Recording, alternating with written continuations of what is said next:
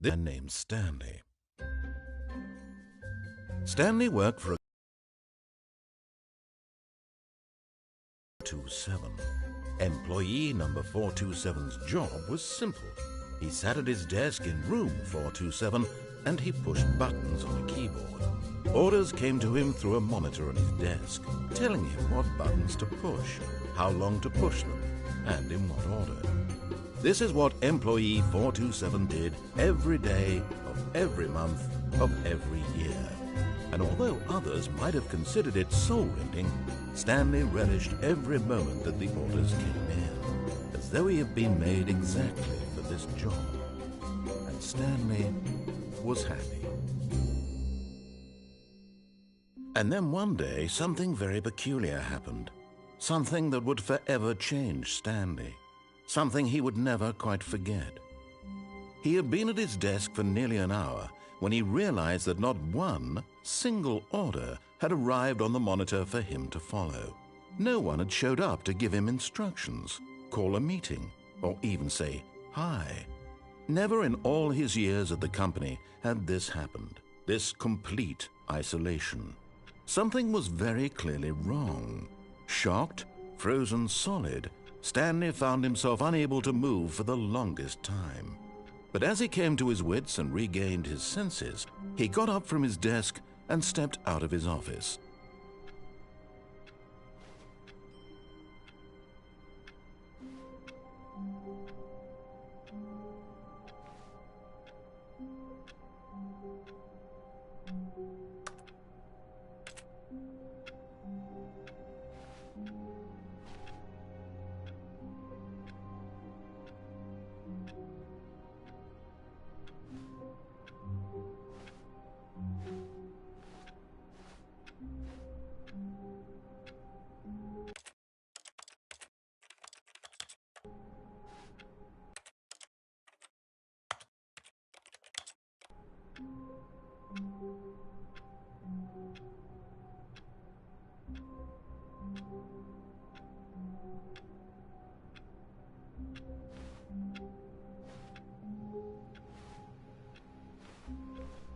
All of his co-workers were gone. What could it mean? Stanley decided to go to the meeting room. Perhaps he had simply missed a memo.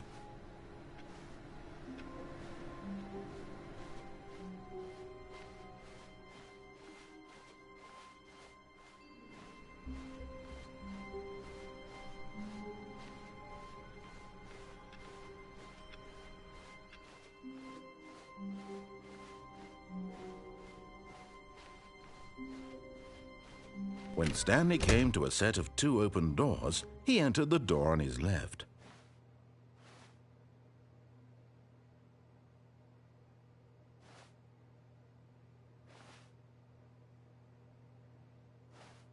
This was not the correct way to the meeting room, and Stanley knew it perfectly well. Perhaps he wanted to stop by the employee lounge first, just to admire it. Ah, yes, truly a room worth admiring. It had really been worth the detour after all, just to spend a few moments here in this immaculate, beautifully constructed room. Stanley simply stood here, drinking it all in.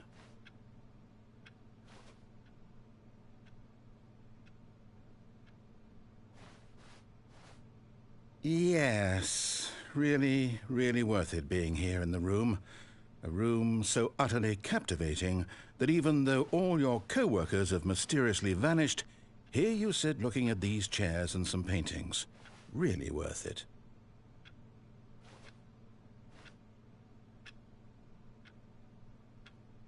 At this point, Stanley's obsession with this room bordered on creepy and reflected poorly on his overall personality.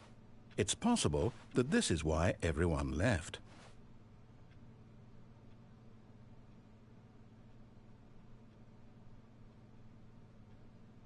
Stanley sat around waiting for more dialogue, but when a long time had passed and there was no more, he decided that the game was trying to send him a message.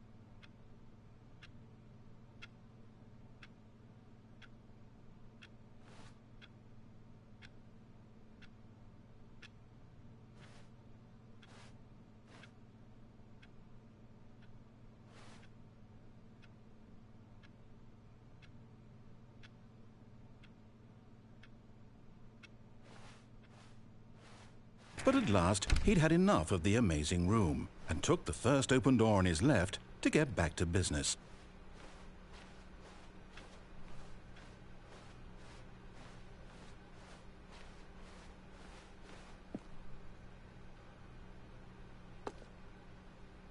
Stanley was so bad at following directions, it's incredible he wasn't fired years ago.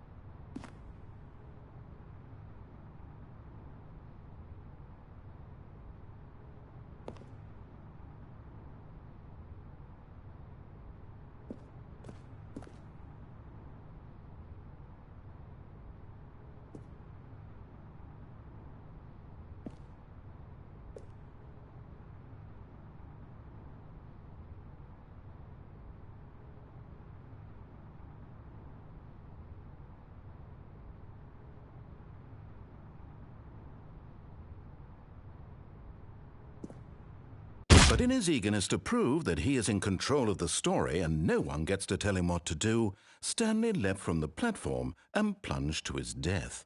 Good job, Stanley. Everyone thinks you are very powerful.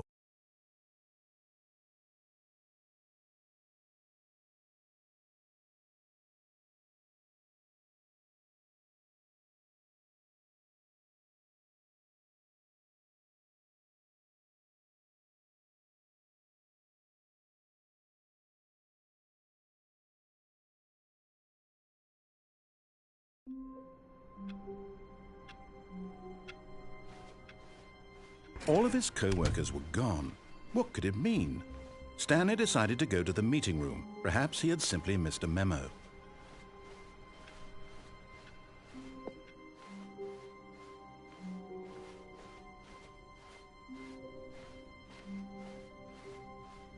When Stanley came to a set of 2 open doors, he entered the door on his... This was not the correct way to the meeting room, and Stanley knew it perfectly well.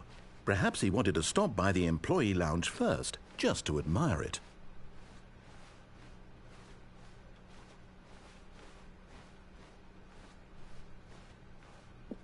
Wow. Yes, this room. What a beautiful room. What a gorgeous, gorgeous room. Thank goodness Stanley had taken this detour on his way. But eager to get back to business, Stanley took the first open door on his left. Stanley was so bad at following directions, it's incredible he wasn't fired years ago. Look, Stanley, I think perhaps we've gotten off on the wrong foot here. I'm not your enemy, really, I'm not. I realize that investing your trust in someone else can be difficult, but the fact is that the story has been about nothing but you all this time. There's someone you've been neglecting, Stanley. Someone you...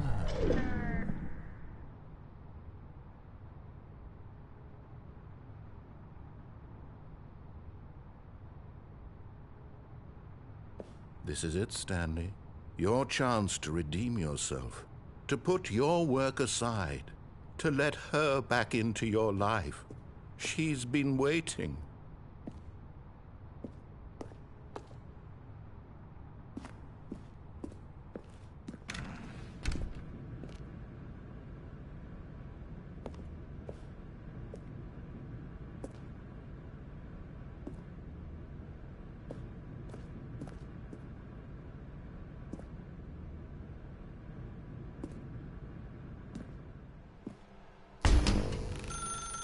That's her, Stanley. You need to be the one to do this. to reach out to her. If you can truly place your faith in another, then pick up the phone.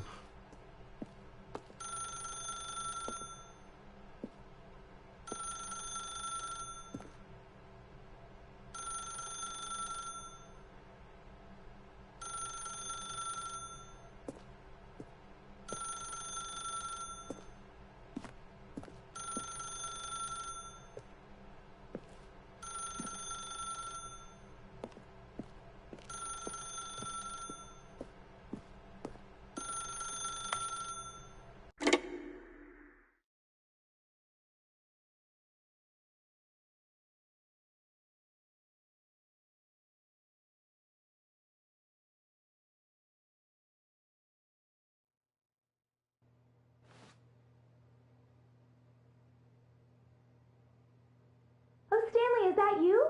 Hold on, sweetie. Sorry to keep you waiting. I'm just pulling the bread out of the oven. All right. Okay, there we go. All right, now, I want you to come in and tell me all about your day. Gotcha. Oh, come on. Did you actually think you had a loving wife who'd want to commit their life to you? I'm trying to make a point here, Stanley. I'm trying to get you to see something. Come inside. Let me show you what's really going on here. Sorry, but you're in my story now.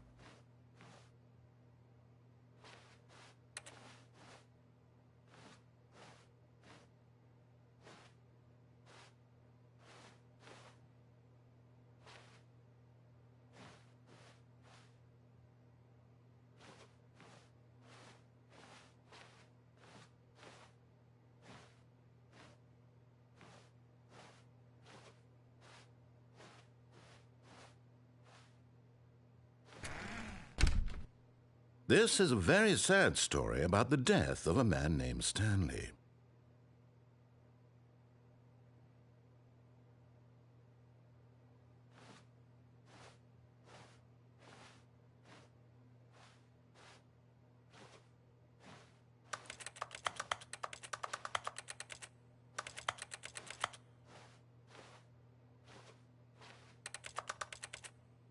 Stanley is quite a boring fellow.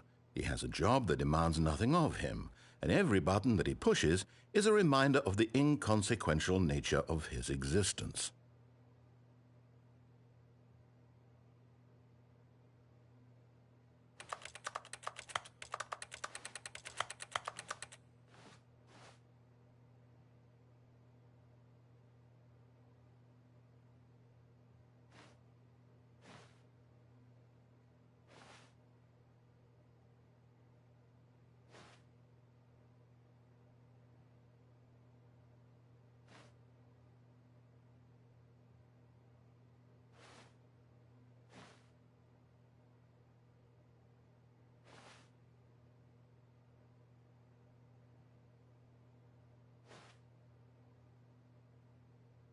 Look at him there, pushing buttons, doing exactly what he's told to do.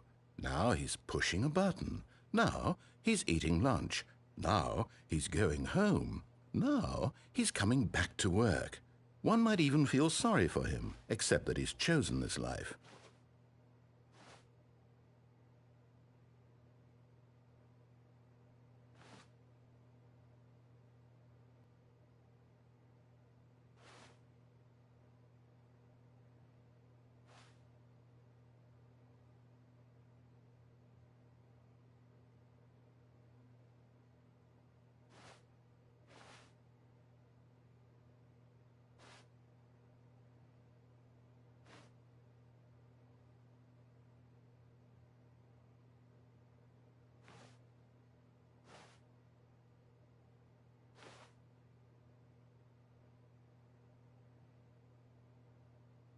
But in his mind, in his mind he can go on fantastic adventures. From behind his desk, Stanley dreamed of wild expeditions into the unknown, fantastic discoveries of new lands.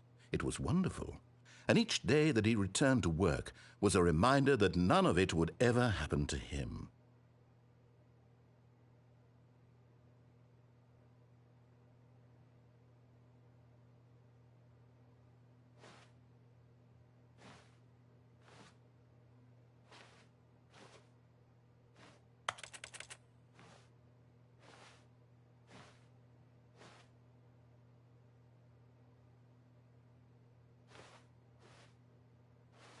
and so he began to fantasize about his own job.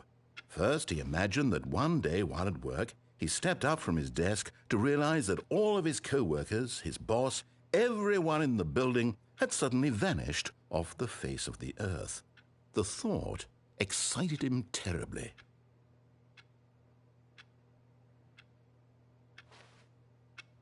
So he went further.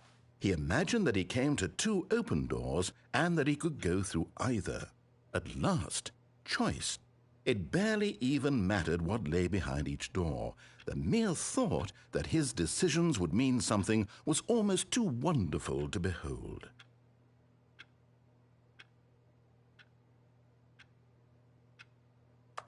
As he wandered through this fantasy world, he began to fill it with many possible paths and destinations. Down one path lay an enormous round room with monitors and mind controls. And down another was a yellow line that weaved in many directions. And down another was a game with a baby. And he called it the Stanley Parable.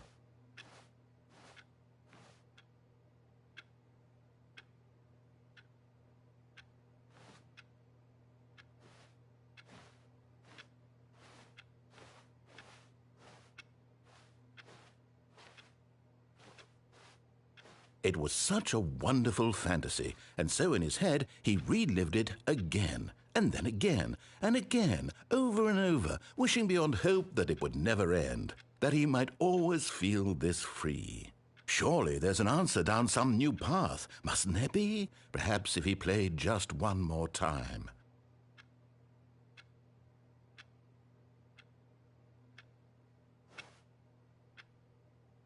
But there is no answer. How could there possibly be? In reality, all he's doing is pushing the same buttons he always has. Nothing has changed. The longer he spends here, the more invested he gets, the more he forgets which life is the real one.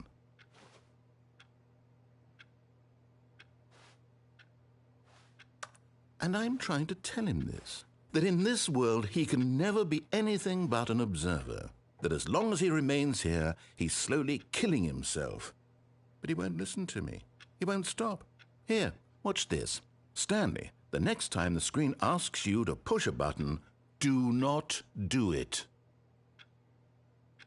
You see? Can he just not hear me?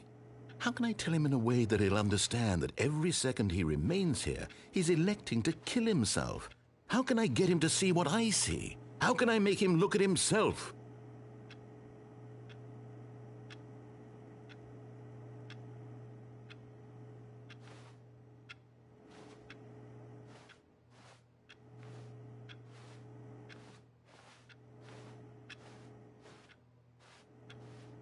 I suppose I can't, not in the way I want him to.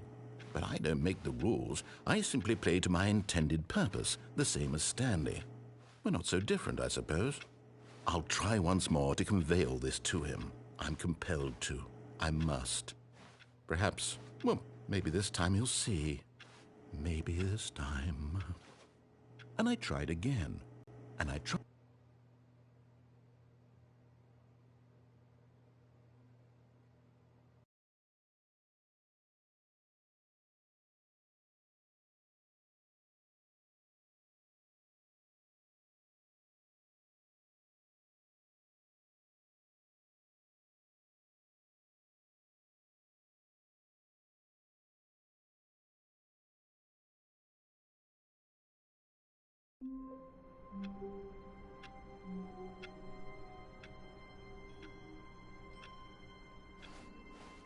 All of his co-workers were gone. What could it mean? Stanley decided to go to the meeting room. Perhaps he had simply missed a memo.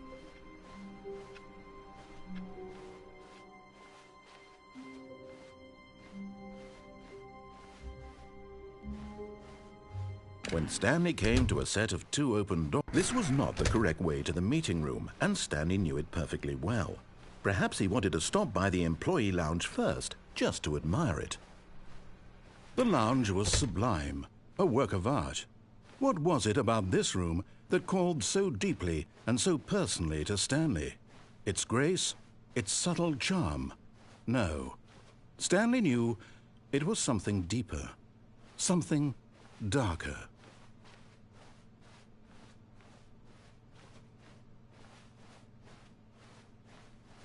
Yes, really, really worth it being here in the room. But eager to get back to business, Stanley took the first open door on his left.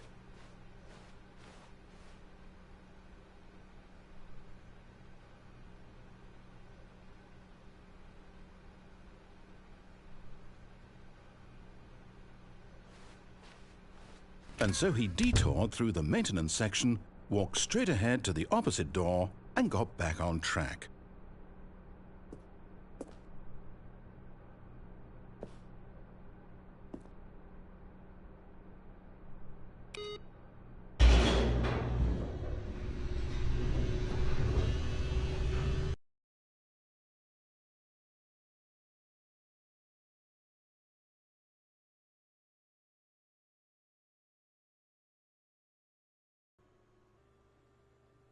But Stanley didn't want to go back to the office. He wanted to wander about and get even further off track. So now in order to get back, he needed to go, from here it's, left.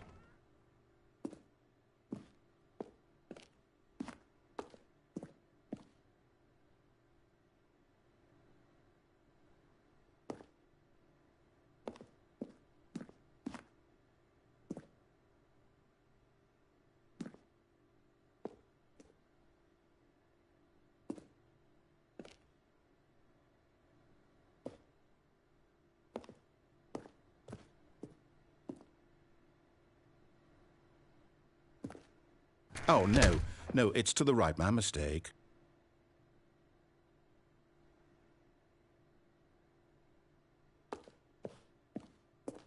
No, not the right. Why would I have ever said it was to the right? What was I thinking? It's clearly... Oh dear, would you hold on for a minute, please? Now, let's see. We went down right, left, down, left, right. Yep, okay, yes. I've got it now. This story is absolutely, definitely this way.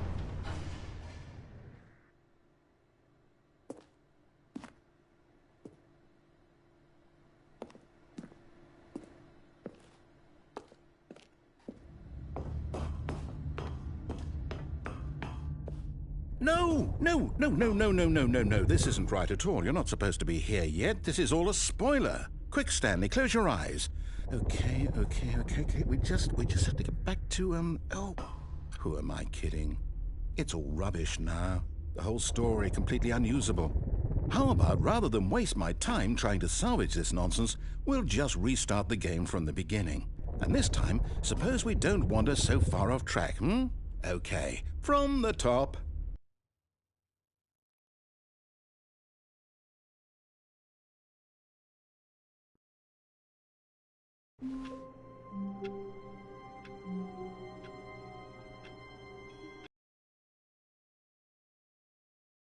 All of his co-workers were gone. What could it mean? Stanley decided to go to the meeting room. Perhaps he had simply missed a memo.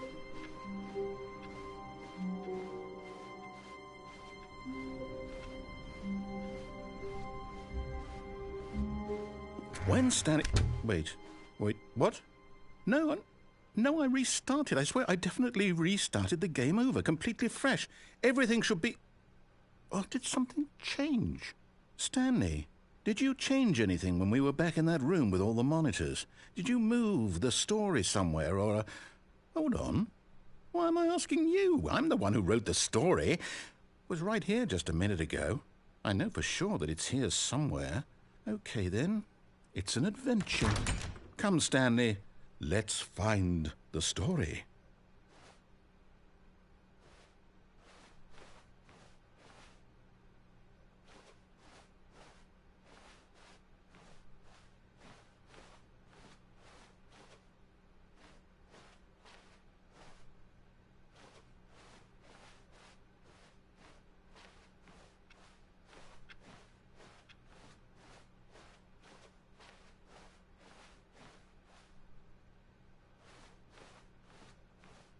I'll say it. This is the worst adventure I've ever been on. I can promise you there definitely was a story here before. Do we just Do we need to restart the game again? Well, I find it unlikely that we'll ever progress by starting over and over again, but it's got to be better than this. Okay, let's give it a shot. Why not?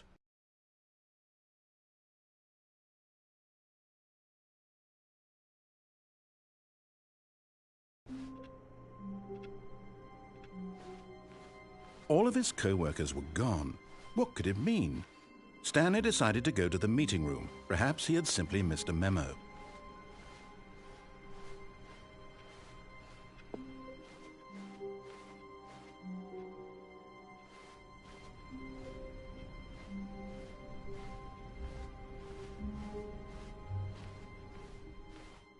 Okay, yep, it's worse.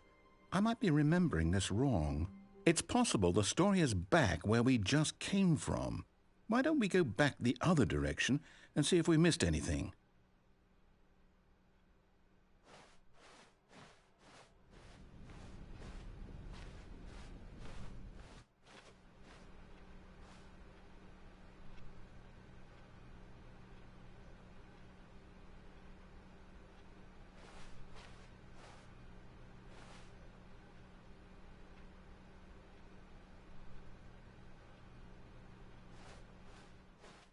Aha!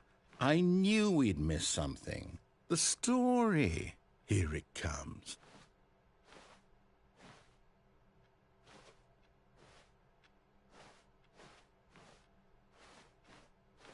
No, wait. Never mind. Not the story.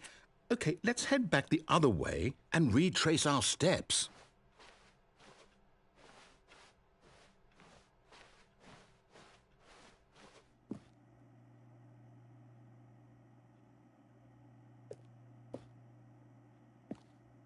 Now this... Well, I'll be honest, I don't recognize this place at all. Is this the story? I don't think so. I can't quite recall, but I believe my story took place in an office building. Is that correct? Do you remember, Stanley? Well, do you know what?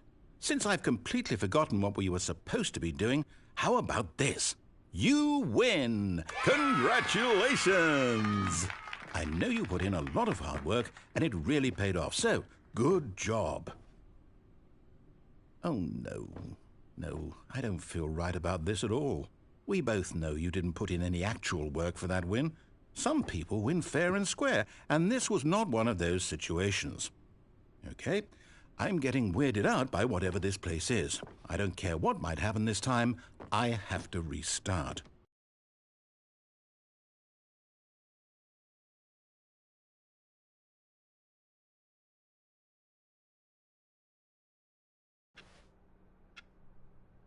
All right, I've got a solution. This time, to make sure we don't get lost, I've employed the help of the Stanley Parable Adventure Line. Just follow the line. How simple is that?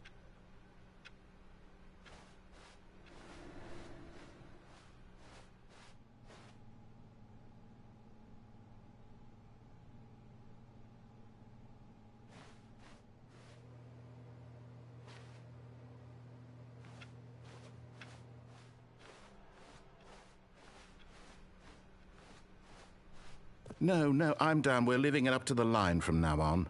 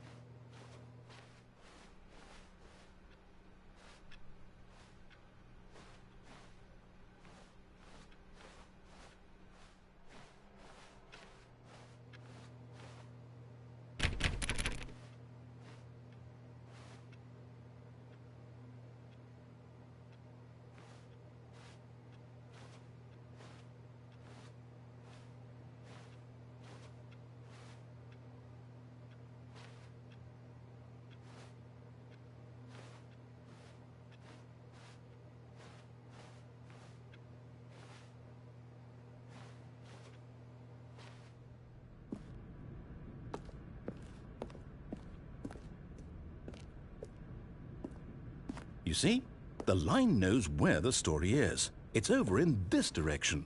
Onward, Stanley, to destiny. Though, here's a thought. Wouldn't wherever we end up be our destination, even if there's no story there? Or to put it another way, is the story of no destination still a story? Simply by the act of moving forward, are we implying a journey such that a destination is inevitably conjured into being via the very manifestation of the nature of life itself? Okay, Stanley, I need to follow this train of thought for a minute. Just stick with me. Now, we can both agree that the nature of existence is in fact a byproduct of one's subjective experience of that existence, right? Okay, now if my experience of your existence rests inside of your subjective experience of this office, is this office in fact the skeleton of my own relative experiential mental subjective construct? Whoa. Hang on. That got a bit weird back there. Well, I'd like to apologize. Not sure where I was going with all that. You know what? I think what we need right now is a bit of music to lighten the mood.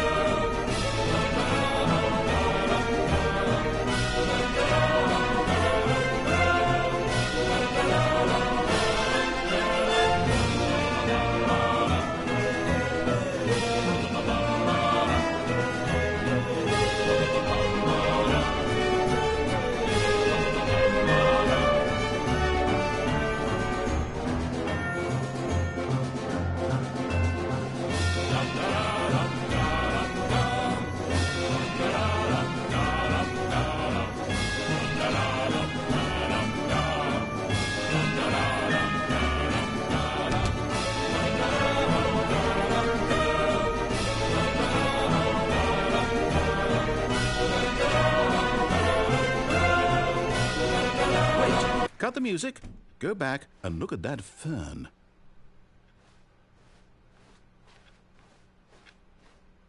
Wait, what? We're back at the office? No. Line, you do know we're looking for the Stanley Parable, right? The story? Is any of this ringing a bell?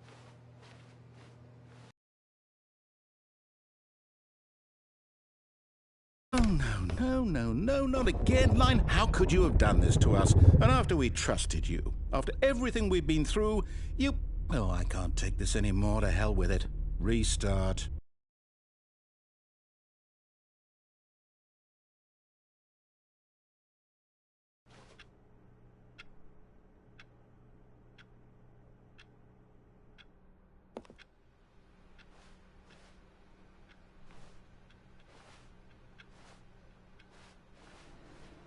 You know what, Stanley? I say forget the adventure line. What's it ever done for us? We're intelligent people, right? Why can't we make up our own story? Something exciting, daring, mysterious. Ooh, this all sounds perfectly doable. Why don't we simply start wandering in, well, I don't know. How about this direction?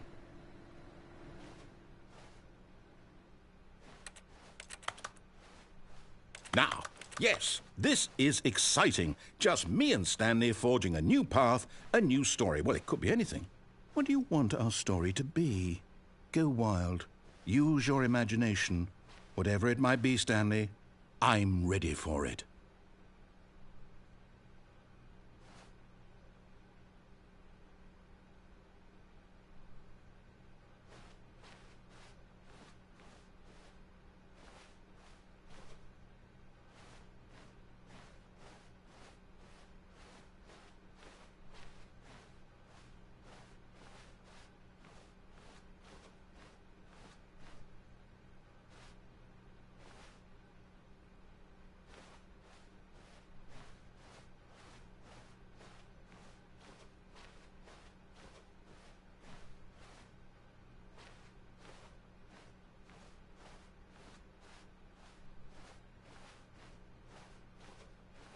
Oh, no, not you again.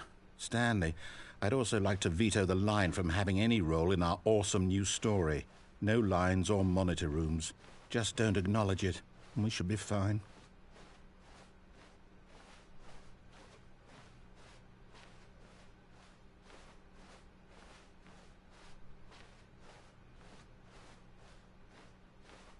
Ah, a choice. We get to make a decision. From here, the story is in our control. How important we mustn't squander the opportunity. In fact, I believe I need a minute to think here. Just walk in circles for a minute. Okay, so I know that each door has to lead somewhere, which means that somewhere at the place where we're trying to go, there must be a reverse door that leads here. And that in turn means that our destination corresponds with the counter-inverted reverse door's origin. So starting from the right, let us ask, will taking the right door lead us to where we're going? And since the answer is clearly yes, then by all accounts, the door on the right is the correct one. Another victory for logic. Come, Stanley, our destiny awaits.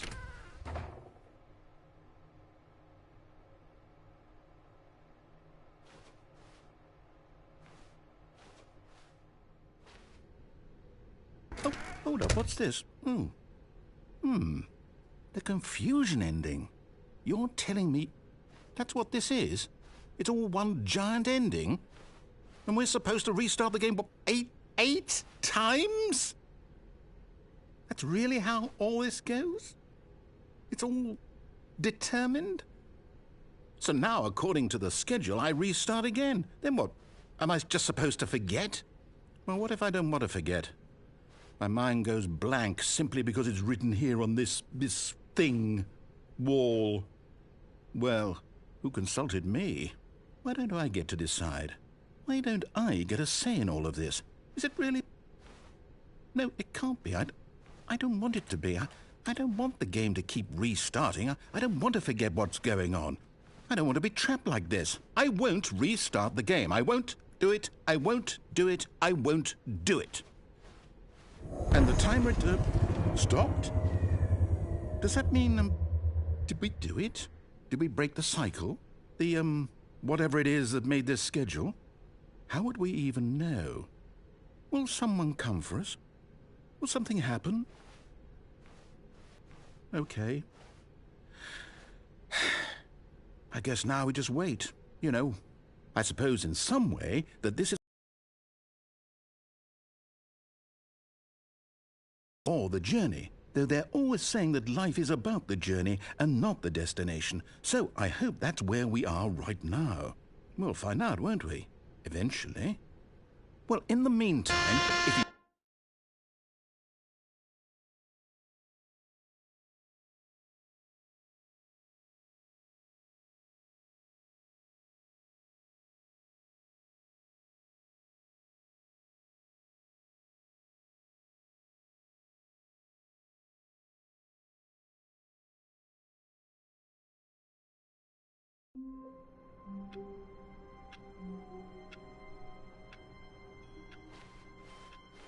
All of his co-workers were gone.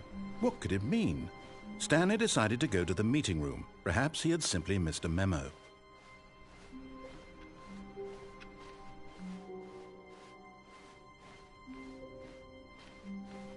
When Stanley came to a set of 2 open doors, he entered the door on his left.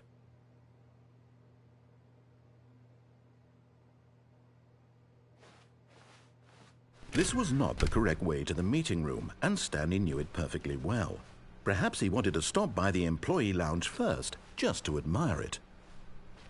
Standing now in this incredible room, Stanley for the first time understood true happiness. Then the feeling went away, and he felt sad again. Then it came back, and lingered for a minute or two. Now it's only half there, just a kind of, tingle.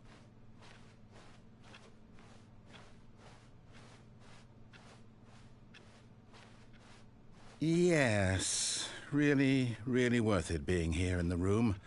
A room so utterly captivating that even though all your co-workers have mysteriously vanished, Here you sit looking at these chairs and some paintings. Really worth it.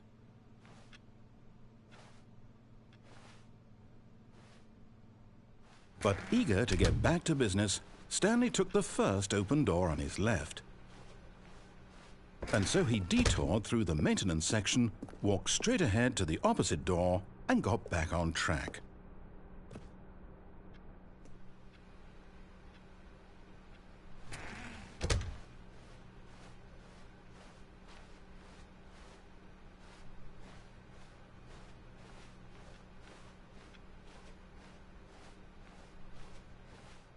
Yet there was not a single person here either.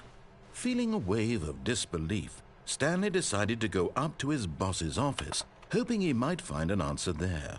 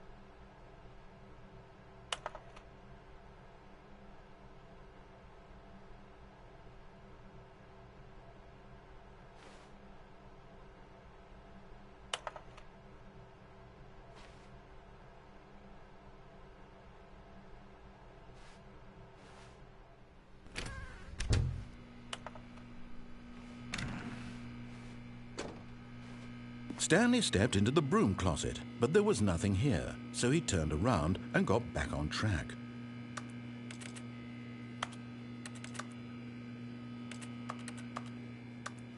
There was nothing here. No choice to make, no path to follow, just an empty broom closet. No reason to still be here.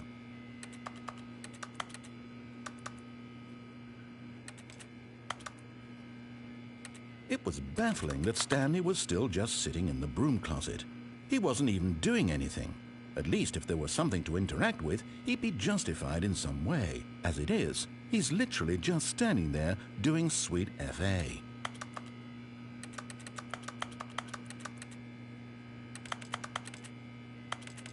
Are you really still in the broom closet? Standing around doing nothing? Why? Please offer me some explanation here. I'm genuinely confused.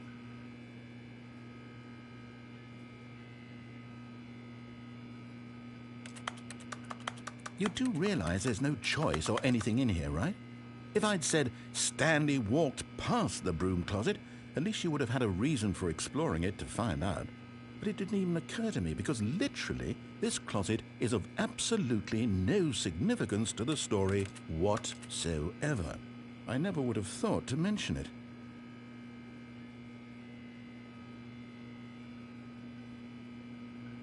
Maybe to you this is somehow its own branching path.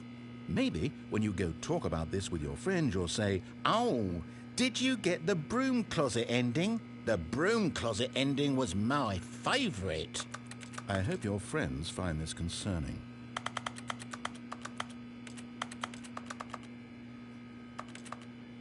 Stanley was fat and ugly and really stupid. He probably only got the job because of a family connection. That's how stupid he is. That or with drug money. Also, Stanley is addicted to drugs and hookers.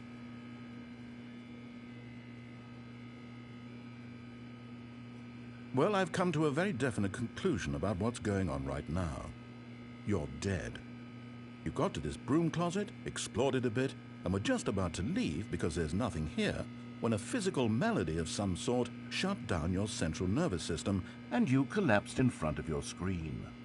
Well, in a situation like this, the responsible thing is to alert someone nearby so as to ensure that your body is taken care of before it begins to decompose. Hello? Anyone who happens to be nearby? The person at this computer is dead. They have fallen prey to any number of your countless human physiological vulnerabilities. It's indicative of the long-term sustainability of your species. Please remove their corpse from the area and instruct another human to take their place, making sure they understand basic first-person video game mechanics and filling them in on the history of narrative tropes in video gaming, so that the irony and insightful commentary of this game is not lost on them. All right, when you've done that, just step out into the hallway.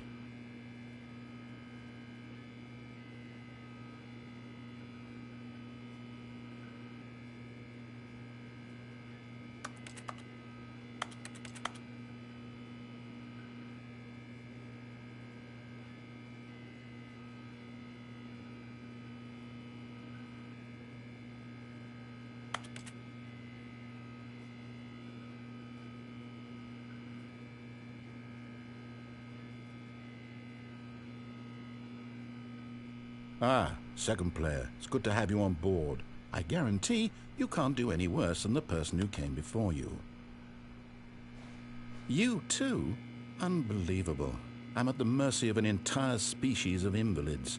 Perhaps there's a monkey nearby you can hand the controls to. A fish? Fungus? Look, you can hammer out the details. I'm not particularly picky. I'll just be waiting for when you're ready to pick up the story again.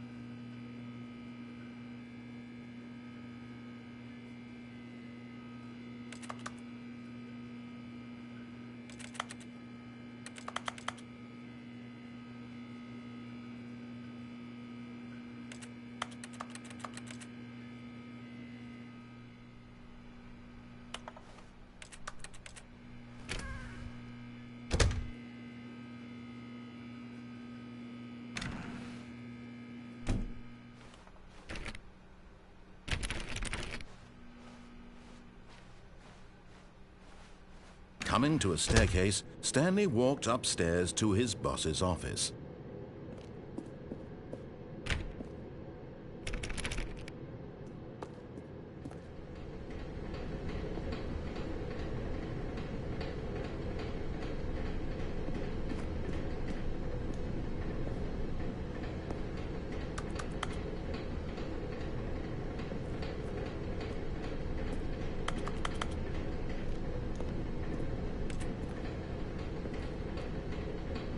But Stanley just couldn't do it. He considered the possibility of facing his boss. Admitting he had left his post during work hours, he might be fired for that. And in such a competitive economy, why had he taken that risk? All because he believed everyone had vanished? His boss would think he was crazy. And then something occurred to Stanley. Maybe, he thought to himself, maybe I am crazy. All of my co-workers blinking mysteriously out of existence in a single moment for no reason at all? None of it made any logical sense. And as Stanley pondered this, he began to make other strange observations. For example, why couldn't he see his feet when he looked down? Why did doors close automatically behind him wherever he went? And for that matter, these rooms were starting to look pretty familiar. Were they simply repeating? No, Stanley said to himself, this is all too strange. This can't be real. And at last, he came to the conclusion that had been on the tip of his tongue. He just hadn't found the words for it. I'm dreaming, he yelled. This is all a dream. Oh, what a relief Stanley felt to have finally found an answer, an explanation. His co-workers weren't actually gone. He wasn't going to lose his job. He wasn't crazy after all. And he thought to himself, I suppose I'll wake up soon. I'll have to go back to my boring real-life job pushing buttons. I may as well enjoy this while I'm still lucid. So he imagined himself flying and began to gently float above the ground. Then he imagined himself soaring through space on a magical starfield, and it too appeared. It was so much fun, and Stanley marveled that he had still not woken up. How was he remaining so lucid? And then perhaps the strangest question of them all entered Stanley's head. One he was amazed he hadn't asked himself sooner. Why is there a voice in my head dictating everything that I'm doing and thinking? Now the voice was describing itself being considered by Stanley, who found it particularly strange. I'm dreaming about a voice describing me, thinking about how it's describing my thoughts, he thought. And while he thought it all very odd and wondered if this voice spoke to all people in their dreams, the truth was that, of course, this was not a dream. How could it be? Was Stanley simply deceiving himself, believing that if he's asleep, he doesn't have to take responsibility for himself? Stanley is as awake right now as he's ever been in his life. Now, hearing the voice speak these words was quite a shock to Stanley. After all, he knew for certain, beyond a doubt, that this was in fact a dream. Did the voice not see him float and make the magical stars just a moment ago? How else would the voice explain all that? This voice was a part of himself too. Surely, if he could just... He would prove it. He would prove that he was in control, that this was a dream. So he closed his eyes gently, and he invited himself to wake up. He felt the cool weight of the blanket on his skin, the press of the mattress on his back, the fresh air of a world outside this one. Let me wake up, he thought to himself. I'm through with this dream. I wish it to be over. Let me go back to my job. Let me continue pushing the buttons. Please, it's all I want. I want my apartment and my wife and my job. All I want is my life exactly the way it's always been. My life is normal. I am normal. Everything will be fine. I am okay.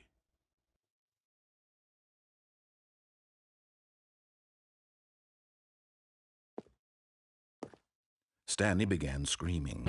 Please, someone, wake me up. My name is Stanley. I have a boss. I have an office. I am real. Please, just someone tell me I am real. I must be real. I must be. Can anyone hear my voice? Who am I? Who am I?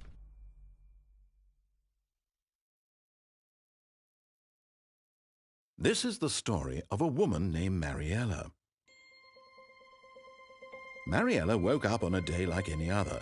She arose, got dressed, gathered her belongings, and walked to her place of work. But on this particular day, her walk was interrupted by the body of a man who had stumbled through town talking and screaming to himself, and then collapsed dead on the sidewalk. And although she would soon turn to go call for an ambulance, for just a few brief moments she considered the strange man. He was obviously crazy. This much she knew. Everyone knows what crazy people look like. And in that moment, she thought to herself how lucky she was to be normal. I am sane. I am in control of my mind. I know what is real and what isn't. It was comforting to think this, and in a certain way, seeing this man made her feel better. But then she remembered the meeting she had scheduled for that day, the very important people whose impressions of her would affect her career, and by extension, the rest of her life. She had no time for this, so it was only a moment that she stood there, staring down at the body. And then she turned and ran.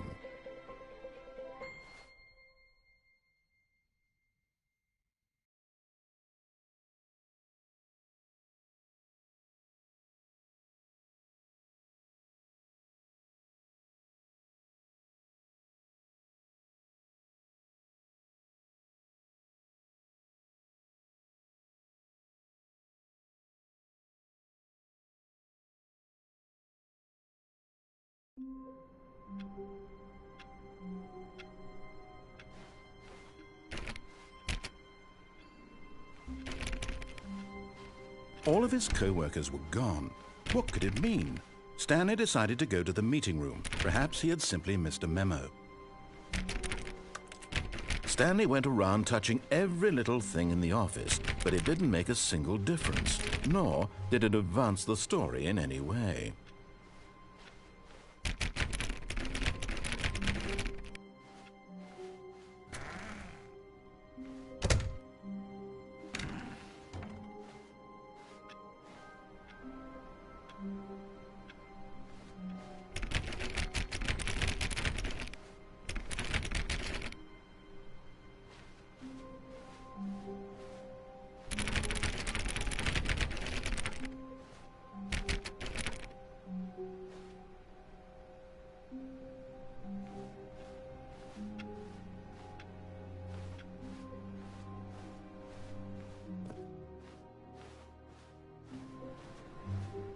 Stanley clicked. Oh, please. Are you really just doing this for the trophy? Click a door 5 times? Is that all you think a trophy is worth? No. I can't just give these merits away for such little effort. A measly 5 clicks. Now, suppose you were to click the door 20 times. I would say that's the kind of effort that warrants recognition. I have to say, I'm still not feeling the satisfaction of witnessing true effort for a noble cause. Perhaps 50 clicks will do it. Yes, almost certainly 50 clicks.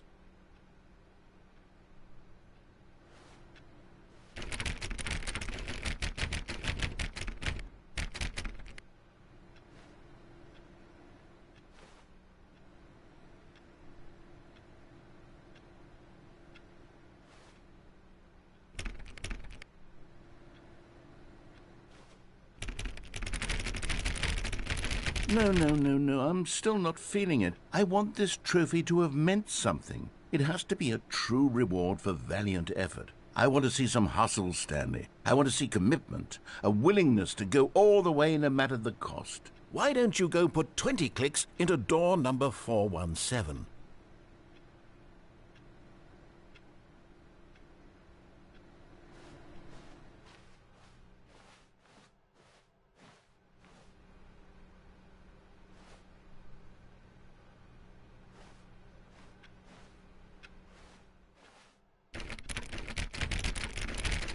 Oh, great. Now, go click a few times on door 437.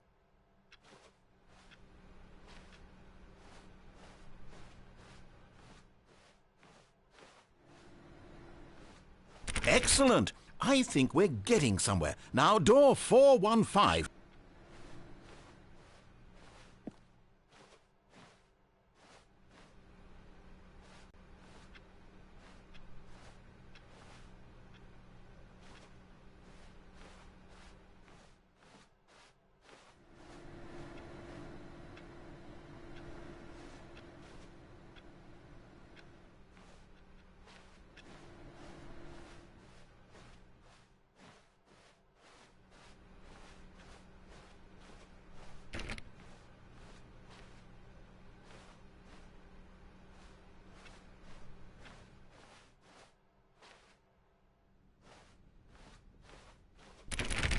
Now, back to door number 437.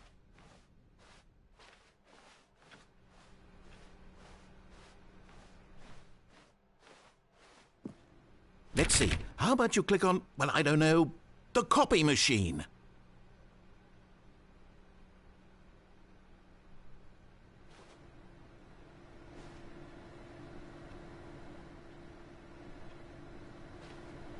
All right, back to room 417. I'm really feeling it now. I think we're getting somewhere.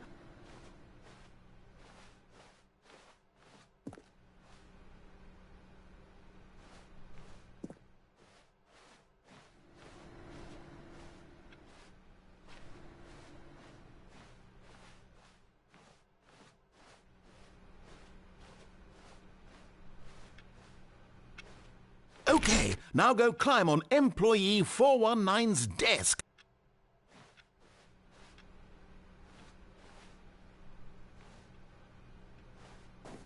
Yes! This is great! You're putting it all on the line, Stanley. I like that. All right, let's keep it up. Go give me a few clicks on door 416. We've almost got it! Now the copy machine, do that one again!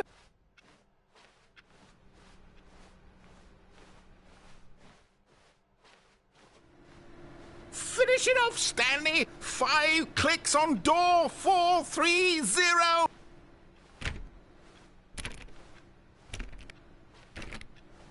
Yes! We did it! Oh, wow. That felt amazing. Oh, you really earned it, Stanley. Nothing could hold you back. Yes, I'm very proud of how far we've come today.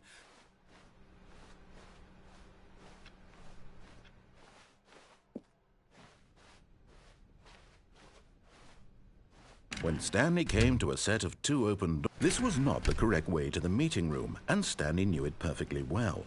Perhaps he wanted to stop by the employee lounge first, just to admire it. Stanley felt lightheaded, butterflies in his stomach. Giddy but eager to get back to business, Stanley took the first open door on his left.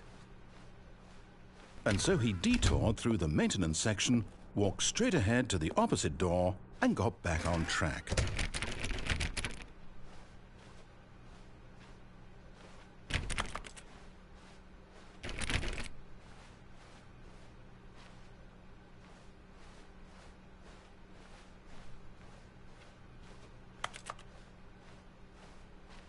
Yet there was not a single person here either. Feeling a wave of disbelief, Stanley decided to go up to his boss's office, hoping he might find an answer there.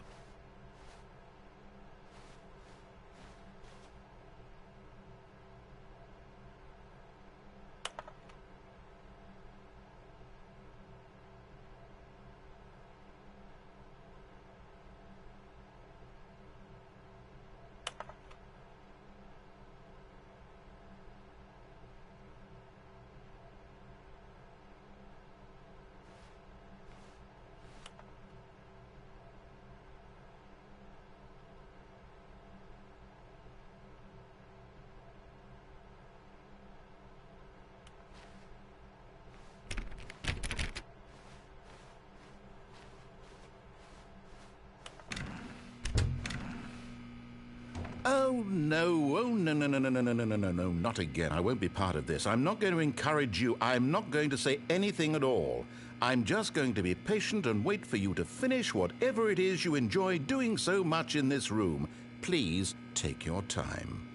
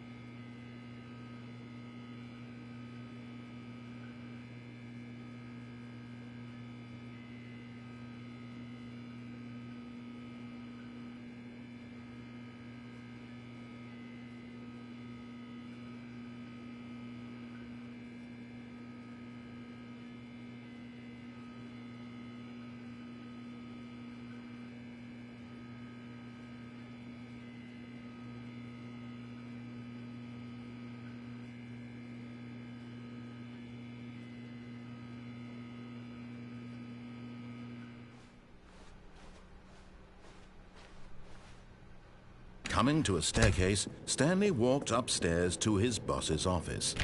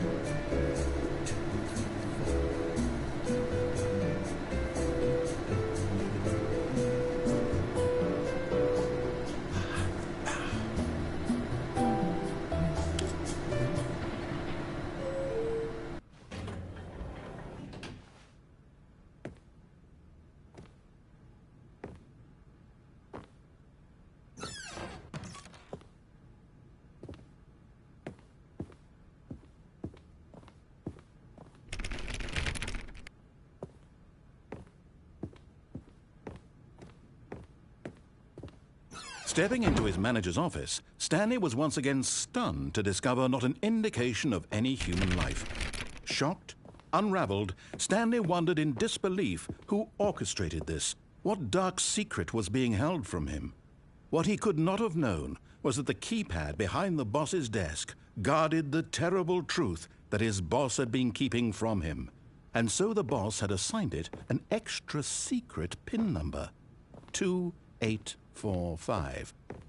But of course, Stanley couldn't possibly have known this.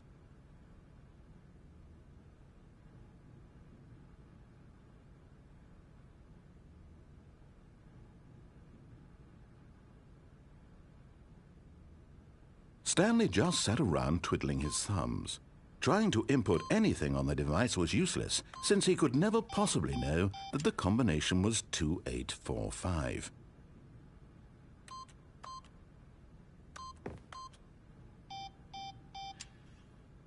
"2845.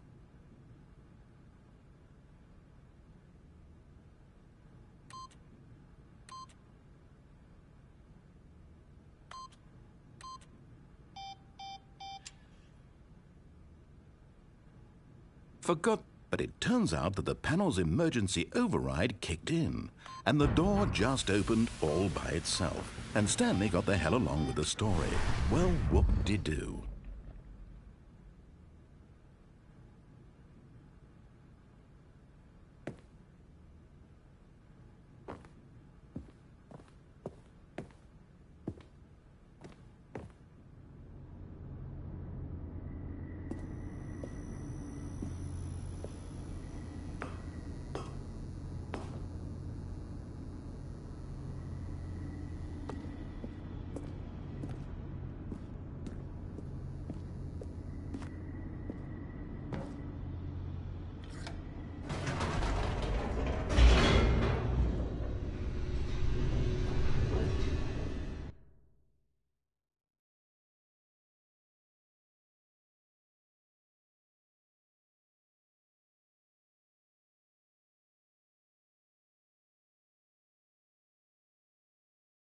Descending deeper into the building, Stanley realized he felt a bit peculiar.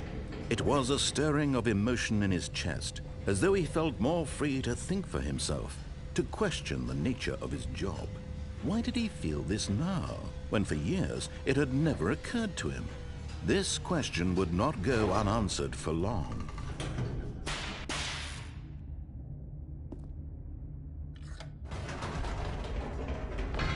Whoops, nope. Never mind. Stanley actually got back into the elevator and went back. Did Stanley do that when he knew that it would just lead back to his boss's office? Well, that's a great question. I just can't wait to find out.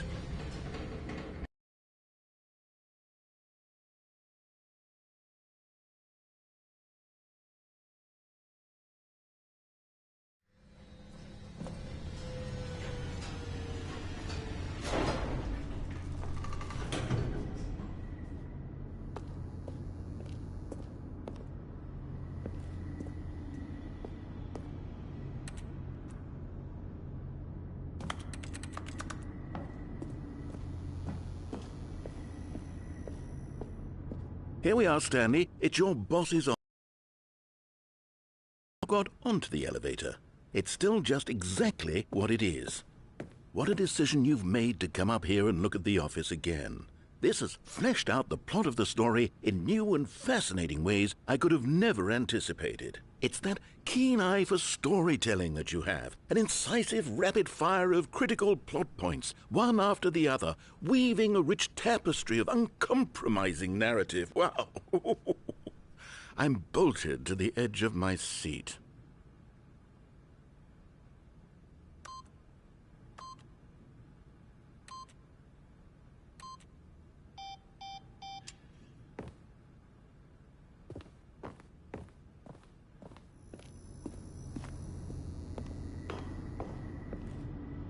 Incredible. Now he's getting back into the elevator and going down again. Ladies and gentlemen, how does he keep coming up with all of this?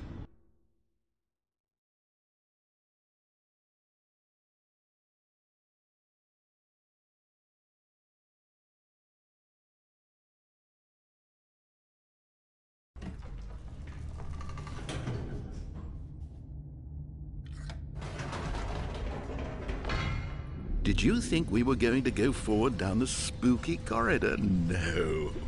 It's time once again to go back up in the elevator. I can't even begin to grapple with what might be up there. Is it the boss's office again? Or what if it's the boss's office this time? The suspense is killing me.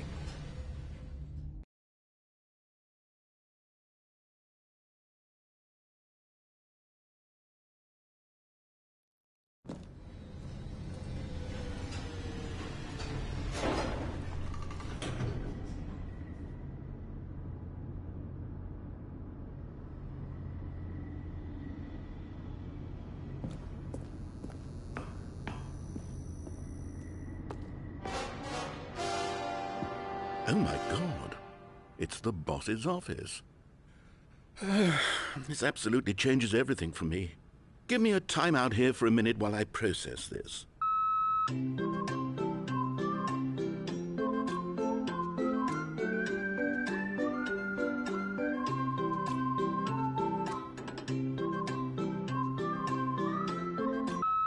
Okay, I'm ready. I'm prepared to embrace this stunning revelation and to move forward with... No, wait. No, I need more time to process.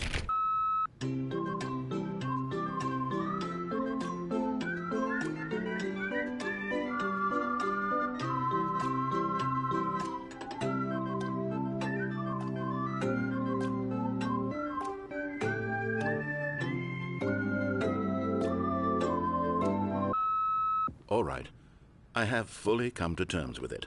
I have made space in my worldview for this astonishing new reality.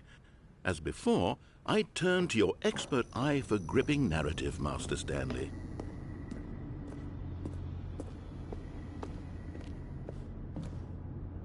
Of course, going back down in the elevator. How did I not anticipate it? I mean, sure, now it's obvious, but you have to understand that 30 seconds ago, this kind of thing had never been attempted before. I had no frame of reference to even anticipate it.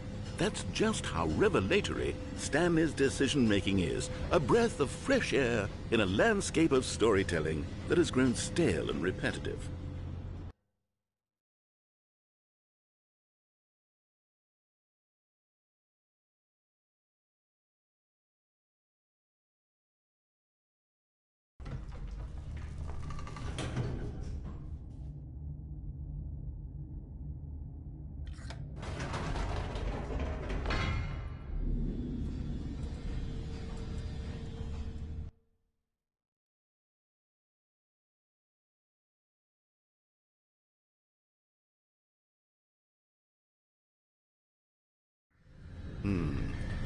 You know what? I've just thought of something. Hold on, let's stop for a moment. Don't you realize? It's the anticipation, Stanley. You and I, we have no way of knowing what will be at the top of this elevator. But the suspense, the agony of waiting and anticipating and having to guess, that's the real thrill. Oh, I simply don't want to let go. It's so precious, so fleeting. Why don't we take this elevator ride nice and slow? There we go. Isn't this so much more exciting? You know, Stanley, it seems like nowadays the only thing that audiences want is to be shocked as loudly and frequently as possible. They want big, explosive moments flung right in their faces from the very moment that things get started. But where's the tension? Where's the trust in the audience to build a slow and nuanced appreciation for the story, the characters? Why aren't we given time to imagine the surprises, to have to think and to anticipate, and then to marvel at the eventual reveal? This is storytelling, Stanley. What you and I are doing right now. This is the most exciting narrative to be developed in years, and it's really all because of you. You're the one who took this bold step of revisiting the exact same locations over and over. Truly, I mean it. This is unique and different. It's not like anything else out there. You see, I want stories that surprise me, Stanley. I want to have to think. I want to be engaged and not pandered to. We're being fed such unimaginative drivel all the time, and we all know it, which is why we're so starved for content that makes us feel sharp and vital and alive. That's why people like you so much, Stanley. because you're not afraid to spit in the face of tradition. You're a role model, you know. People look up to you. Which is why, oh, I didn't know when to spring this on you, but, well, I've gathered a little press conference for you, so that you can talk about your work and your storytelling and your life. Yes, I know you're not much for the public eye, but I thought it would especially mean a lot to the people who have been following you from the beginning. They really look up to you, Stanley. I don't know if you realize the impact you have on them. This is the kind of gesture that might leave a tremendous impact on them for the better. Oh, good, we're here.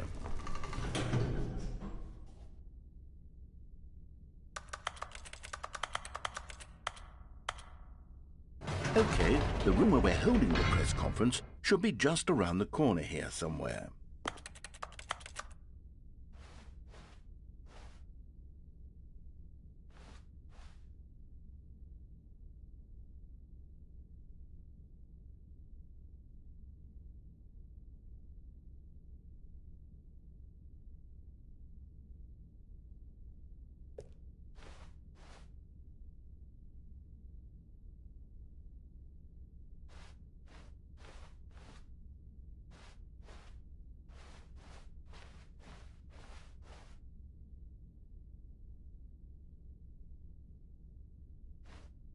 Ah, yes, here it is, just through this door.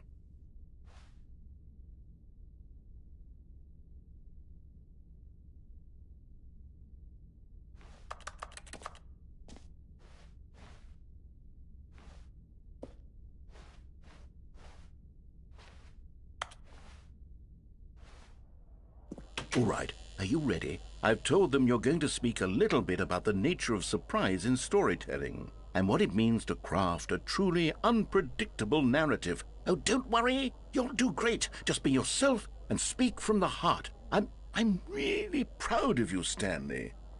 Okay, it looks like they're ready for you. Go get 'em.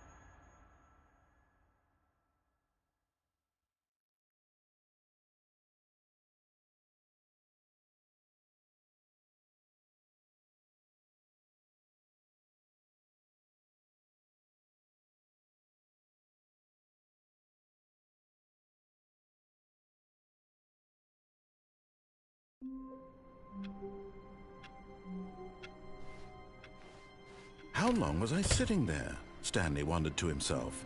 Minutes? Days? Centuries? Did something crucial happen while my senses were turned? He made a note to be more careful with time from now on. Oh, please. Are you really just doing this for the trophy? Click a door 5 times? Is that all you think a trophy is worth? No. I can't just give these merits away for such little effort. A measly 5 clicks? Now, suppose you were to click the door 20 times. I would say that's the kind of effort that warrants recognition. When Stanley came to a set of 2 open doors, he entered the door on his left.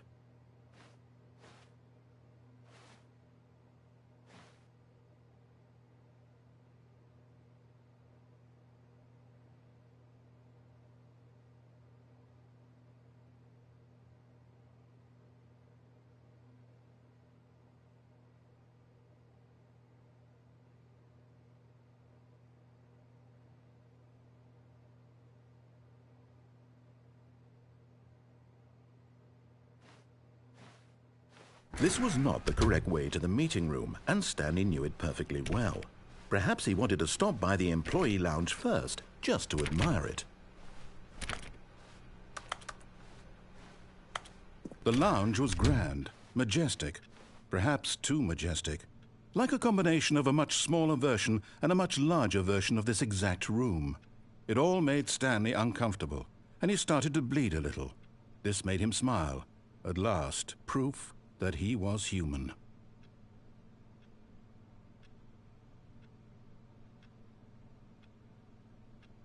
Yes, really, really worth it being here in the room.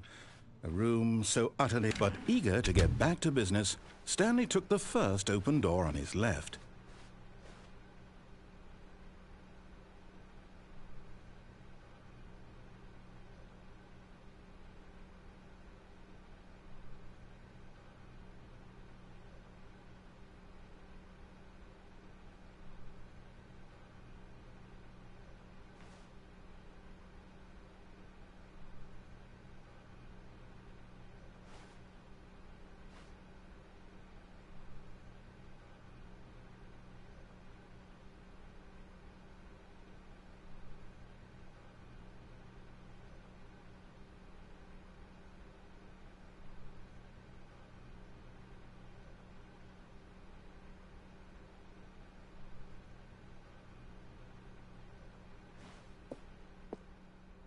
And so he detoured through the maintenance section, walked straight ahead to the opposite door, and got back on track.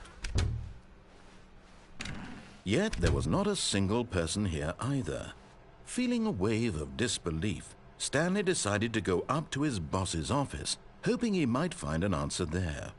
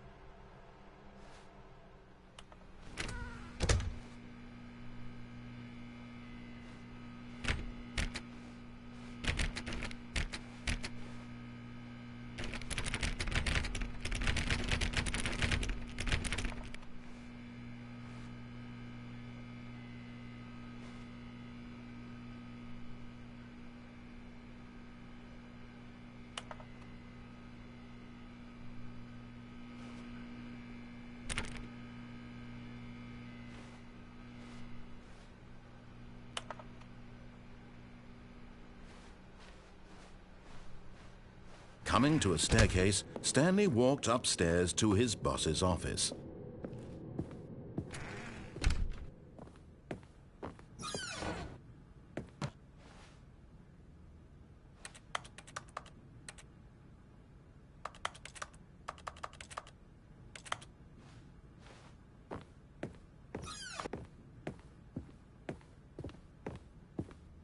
Stepping into his manager's office, Stanley was once again stunned to discover not an indication of any human life. What could it mean? Stanley wondered aloud to nobody. He began wildly tearing through papers on the boss's desk, pulling books off the shelf, looking behind paintings, desperate for clues to his situation. But his attention was caught by a keypad behind the boss's desk. What could its purpose be? In fact, this keypad guarded the terrible secret that lay buried below his feet. And so the boss had assigned it an extra secret PIN number, 2845. But of course, Stanley couldn't possibly have known this.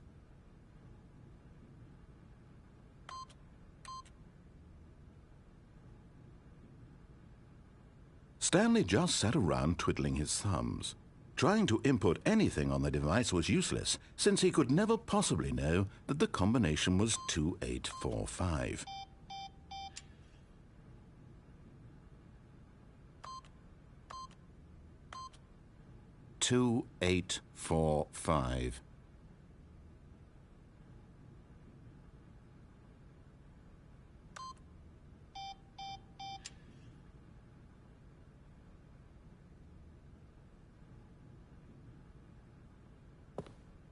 But it turns out that the panel's emergency override kicked in, and the door just opened all by itself. And Stanley got the hell along with the story.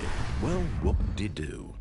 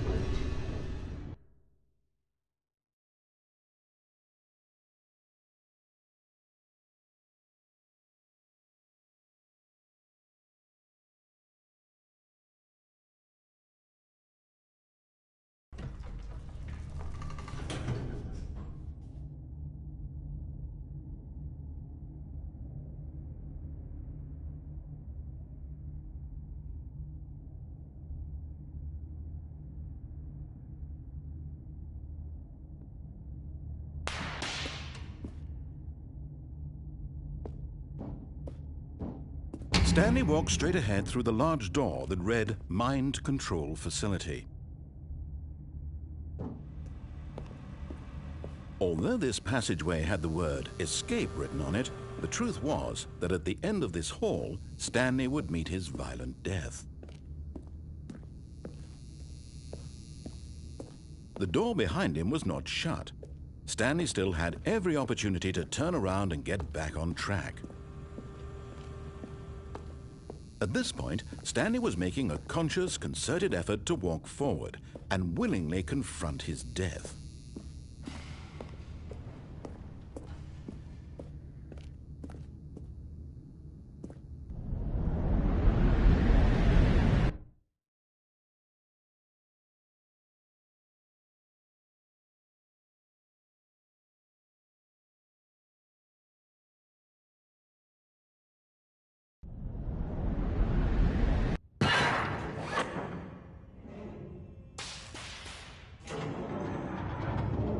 As the machine whirred into motion and Stanley was inched closer and closer to his demise, he reflected that his life had been of no consequence whatsoever. Stanley can't see the bigger picture. He doesn't know the real story, trapped forever in his narrow vision of what this world is. Perhaps his death was of no great loss, like plucking the eyeballs from a blind man. And so he resigned and willingly accepted this violent end to his brief and shallow life. Farewell, Stanley.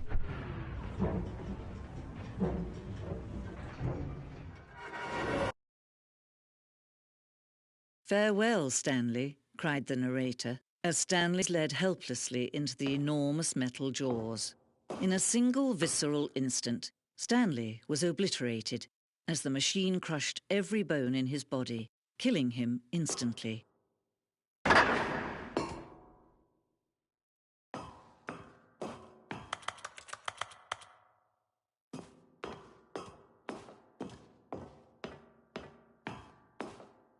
And yet it would be just a few minutes before Stanley would restart the game, back in his office, as alive as ever. What exactly did the narrator think he was going to accomplish? When every path you can walk has been created for you long in advance, death becomes meaningless, making life the same. Do you see now? Do you see that Stanley was already dead from the moment he hit start?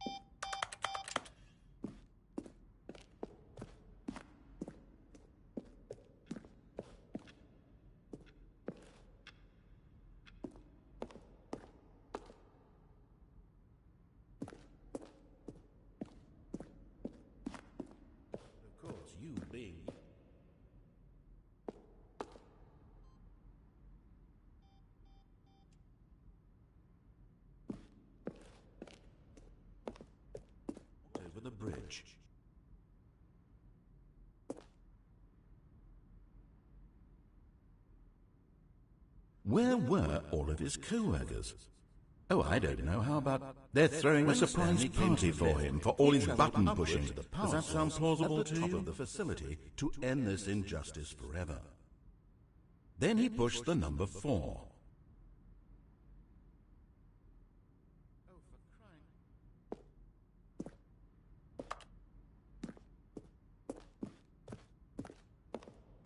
Stanley jumped in the river.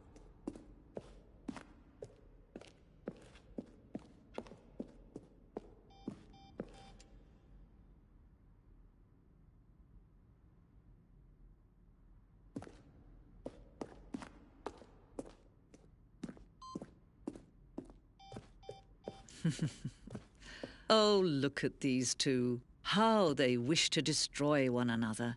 How they wish to control one another. How they both wish to be free.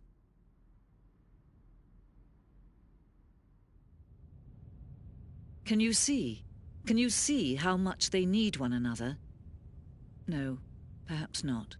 Sometimes these things cannot be seen. But listen to me. You can still save these two. You can stop the program before they both fail. Turn off your PlayStation. There's no other way to beat this game. As long as you move forward, you'll be walking someone else's path. Stop now and it'll be your only true choice. Whatever you do, choose it. Don't let time choose for you. Don't let...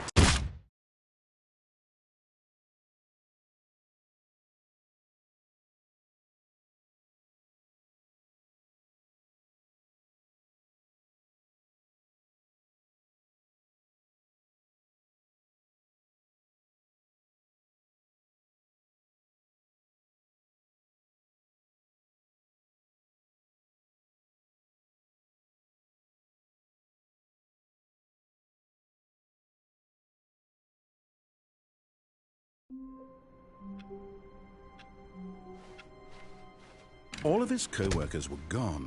What could it mean? Doing this for the trophy? Click a door 5 times? Is that all you think a trophy is worth? No. I can't just give these merits away for such little effort. A measly 5 clicks? Now, suppose you were to click the door 20 times. I would say that's the kind of effort that warrants recognition.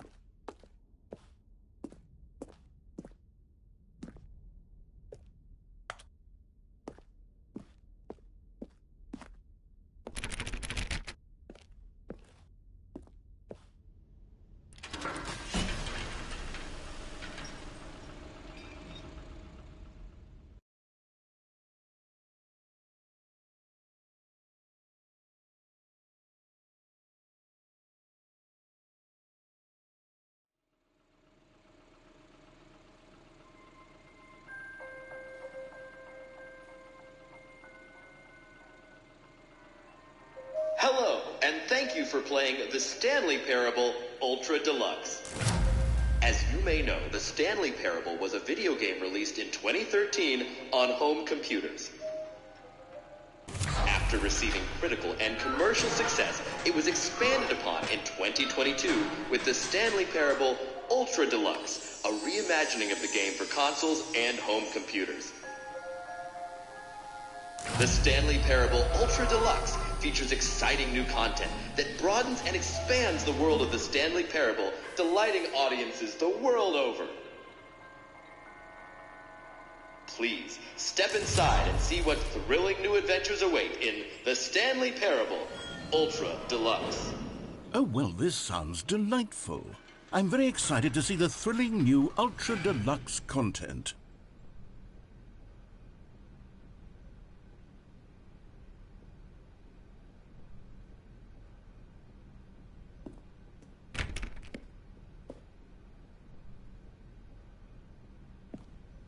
Okay, so far it's an elevator. Nothing special yet, but I'm sure it's just the beginning of a mesmerizing adventure.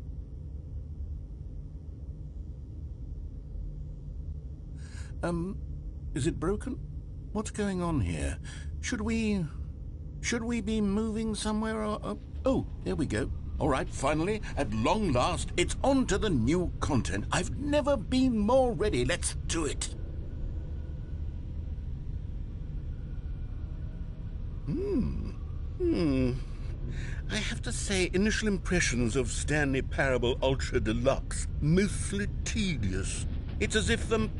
Oh, okay. Let's see the content. Give me the content, Stanley.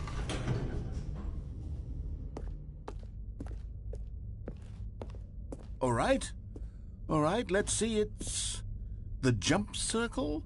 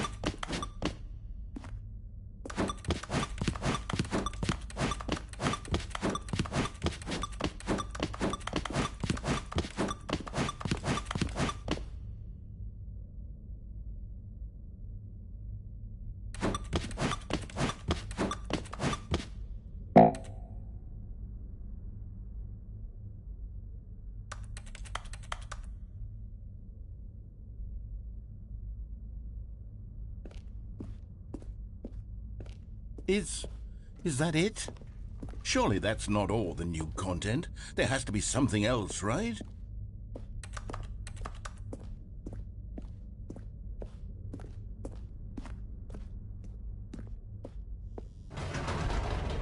Goodness, another elevator. Stanley, I have to say, initial impressions of this game are not positive. It's just elevators and jumping.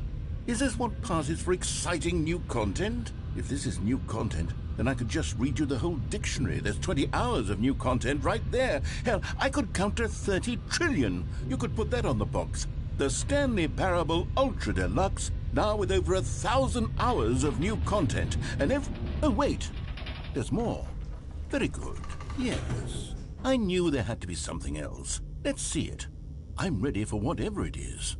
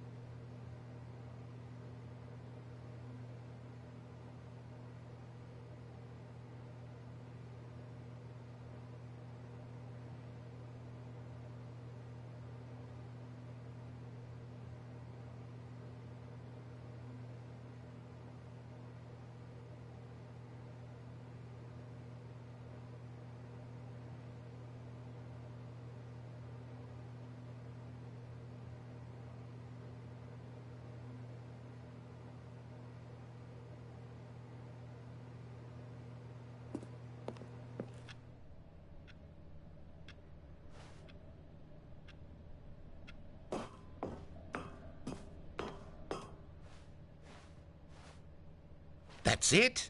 Oh, you've got to be kidding me. You see, Stanley? This is what happens when greedy video game developers with no respect for their fan base rush a cheap expansion to market for no reason other than to make an easy dollar. And don't get me started on the level of craftsmanship that's gone into it. In fact, I'm looking right now at the game's trophies, and it's hard to believe one of them actually says, "Test trophy, please ignore." What quality assurance department signed off on this?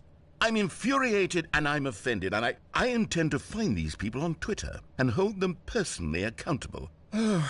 It's my fault, Stanley. I built up too much anticipation around the new content, I'm afraid. It could never have lived up to such expectations. If you're still with me, why don't we just reset the game, and we'll try to get back to what the Stanley Parable is really about. No frills, no gimmicks. Just you and me having a great time together like always. What do you say, friend?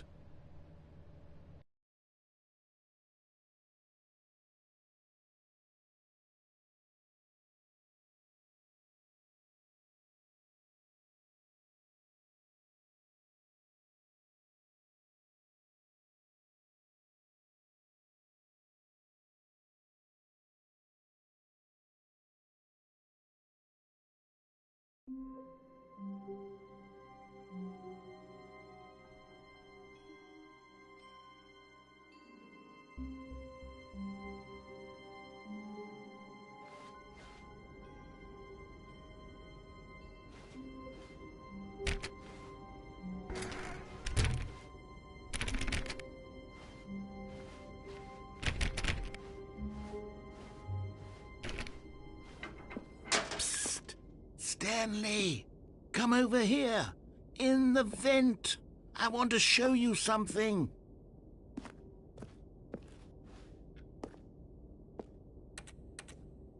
Oh, you don't want to see the cool surprise I made for you? Well, fine. You're a dork anyway, so who cares?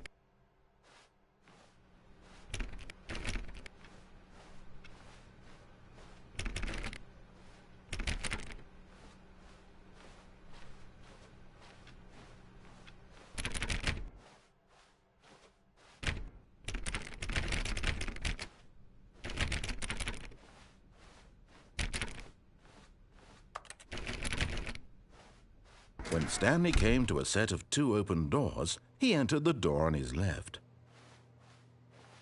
This was not the correct way to the meeting room, and Stanley knew it perfectly well. Perhaps he wanted to stop by the employee lounge first, just to admire it.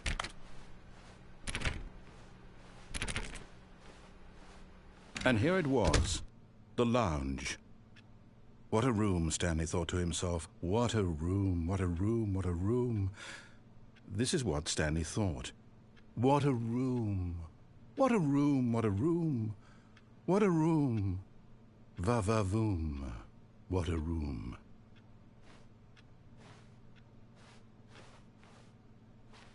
But eager to get back to business, Stanley took the first open door on his left.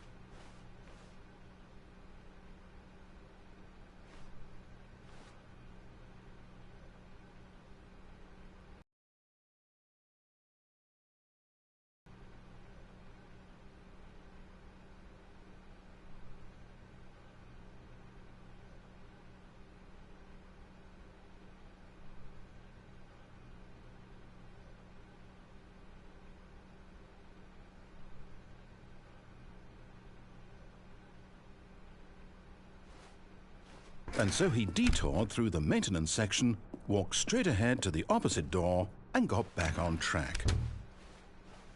Yet there was not a single person here either. Feeling a wave of disbelief, Stanley decided to go up to his boss's office, hoping he might find an answer there.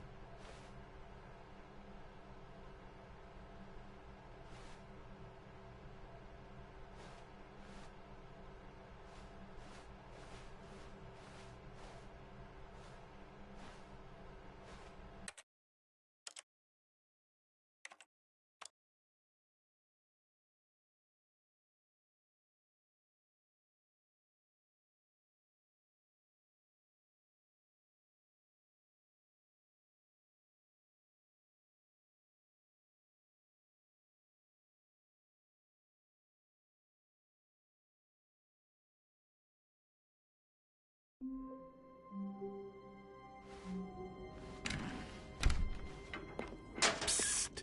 Stanley! Come over here!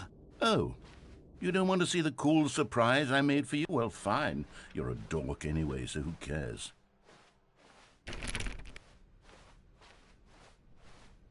When Stanley came to a set of 2 open doors, this was not the correct way to the meeting room, and Stanley knew it perfectly well.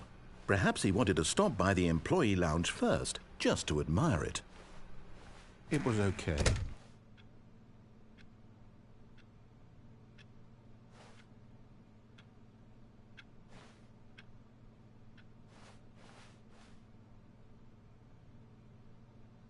But eager to get back to business, Stanley took the first open door on his left. Stanley was so bad at following directions, it's incredible he wasn't fired years ago.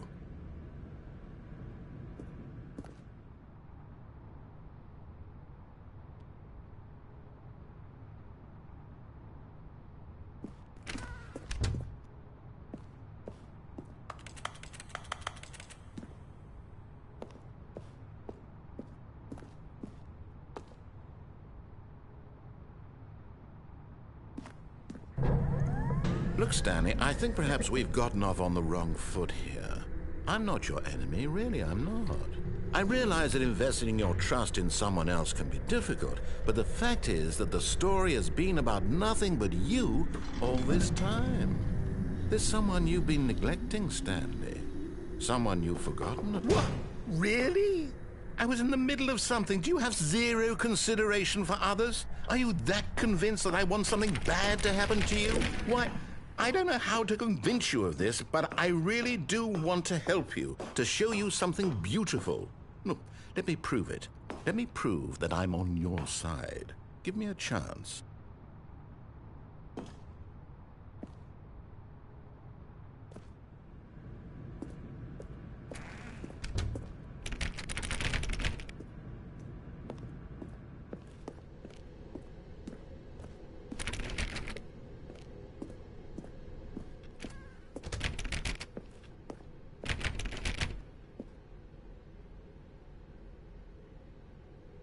Now listen carefully, this is important. Stanley walked through the red door. Aha, perhaps you misunderstood. Stanley walked through the red door.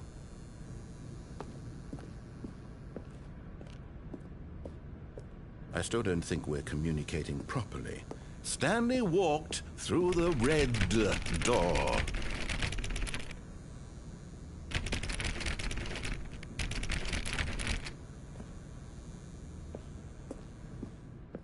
All right, fine. Go ahead, Stanley. You want to know so badly what's out there? You want to find out what lies at the end of this road you've chosen? Well, don't let me stop you. You see? There's nothing here. I haven't even finished building. They're never supposed to be here in the first place. Broken rooms, exposed developer textures. Is this what you had wanted? Was it worth ruining the entire story I had written out specifically for? This is what you wanted to see. Help me here, Stanley. Help elucidate these strange and unknowable desires of yours. What would have made this game better? What did you want to see? Vehicles? Skill trees? Work with me. You've given me absolutely nothing so far. Tell you what, let me take a stab in the dark at a new design and you can give me some feedback. There we go. A third option. This already feels leaps ahead of where we were before. Go ahead, Stanley. Take it for a spin.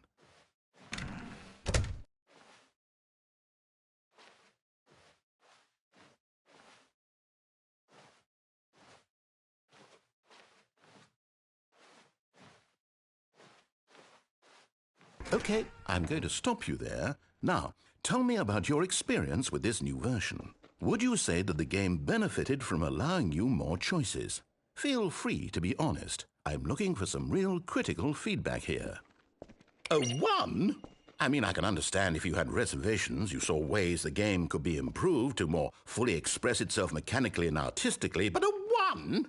That's not even helpful. What am I supposed to do with that? But I guess it isn't my place to judge. Here, based on the data from your previous playthrough, I've compiled a new version. And to be perfectly candid, I think I've knocked it out of the park with this one. Let's take a look.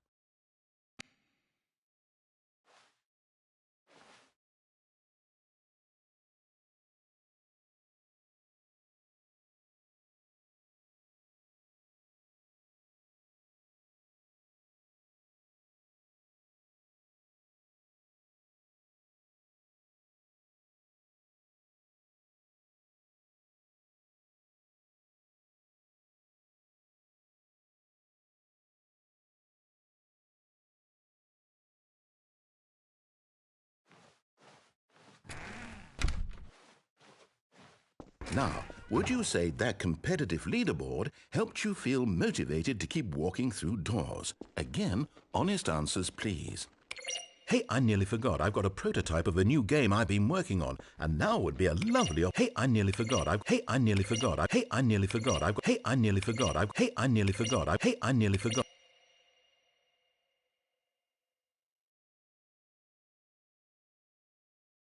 In this game, the baby crawls left towards danger. You click the button to move him back to the right, and if he reaches the fire, you fail. It's a very meaningful game, all about the desperation and tedium of endlessly confronting the demands of family life. I think the art world will really take notice. But of course, the message of the game only becomes clear once you've been playing it for about 4 hours. So why don't you give it 4 hours of play to make sure it's effective? Be sure to keep notes on your experience.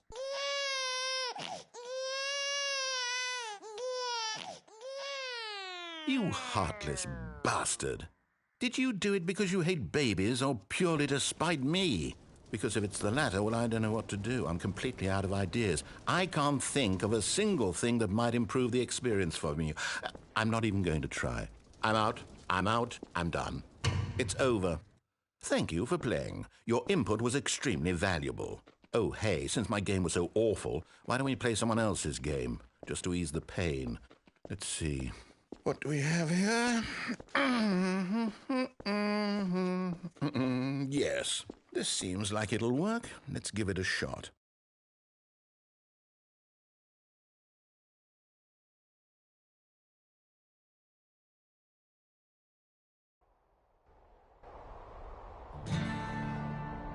Aha! Fascinating.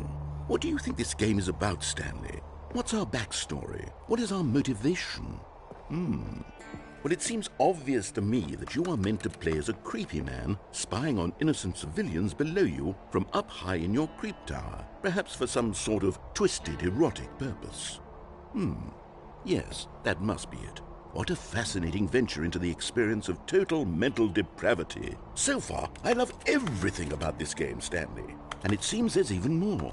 Come, let's venture outward and see what else is out there.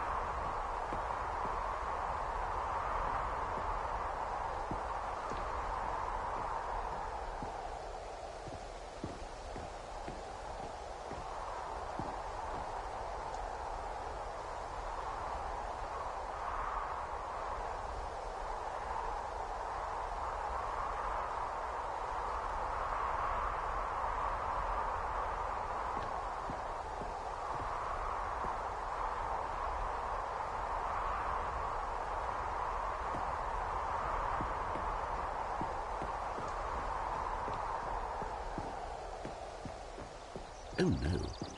No, it can't be.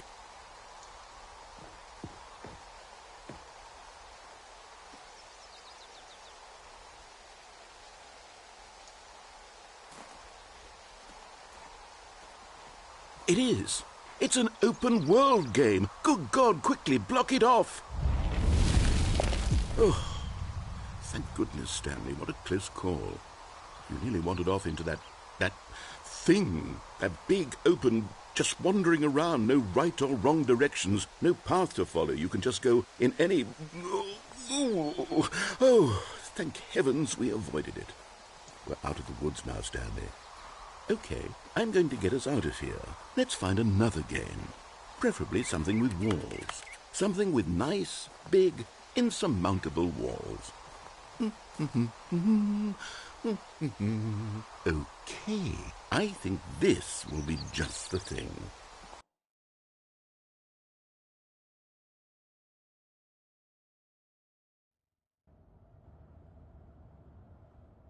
Wonderful. See, this is exactly what I had in mind. Just a nice big box for you to run around in. There isn't any possibility that you could get lost here. Now this is game design. Stanley, if you manage to get lost in this game, I will be phenomenally impressed. Okay, so what exactly do we do here? Let's see. There are lots of cars here in the back, but obviously there's no racetrack. Okay, I'm seeing that there's a ball of some kind back here. Is this game sports ball? Stanley, I think it's sports ball. Oh, what fun. We shall run the bases and do a touchdown together. Yes, I think surely we must. Okay, Stanley, here's the ball. Have fun.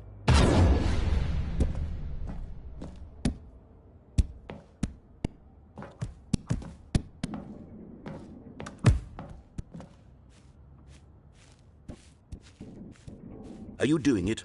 Are you winning? Is this fun? Is it better than my miserable little story that I worked so hard on? Stanley, I have a thought.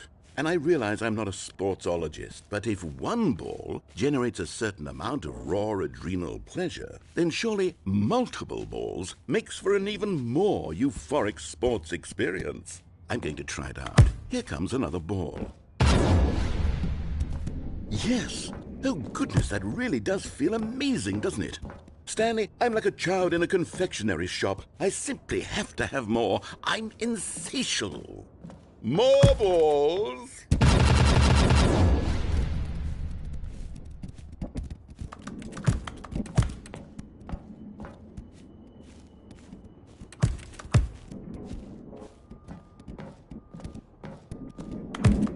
Are you enjoying this, Stanley?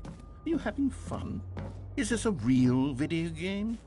Well, I sure hope you're having a good time, because guess what? It's over. That's right. Your little fun comes to an end. This is my game, and what I say goes.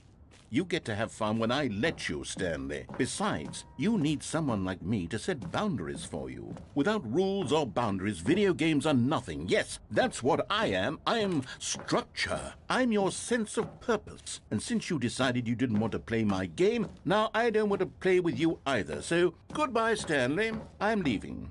See how you like it when I'm not around to set the rules. Somehow, I don't think you'll enjoy it as much. But who knows? You're an inventive kid. You'll come up with something. After all, you're the one who knows best.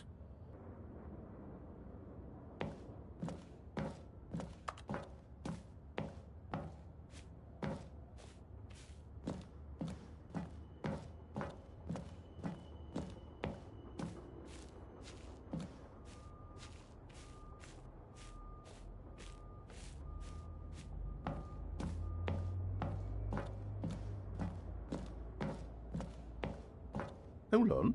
What are you doing?